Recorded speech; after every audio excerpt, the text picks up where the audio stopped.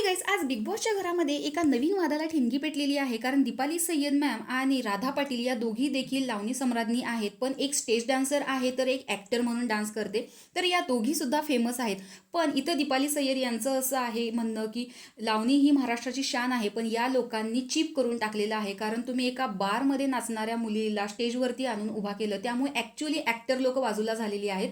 आणि ज्यावेळेस राधा पाटीलची एंट्री झालेली होती त्याच वेळेस तिनं गौतमी पाटीलला देखील नावं ठेवायला सुरुवात केलेली होती. तिच्या एंट्रीलाच चालू झालेलं आहे हे. तर इथे राधा पाटीलचं म्हणणं आहे की दीपाली मॅमचं नाव कुठे येतं लावणीमध्ये, त्यासुद्धा कुठे डान्समध्ये आहे, त्यांचं नाव नाही येत, मी सुद्धा त्यांची लायकी काढू शकते. तर एका नवीन वादाला इथे ठिणगी पेटणार आहे आणि घरामध्ये या ॲक्टर आणि इन्फ्लुएन्सर किंवा बॅकस्टेज असेल, ॲक्टर असेल, यांच्यामध्ये आज नवीन वाद घडणार आहे.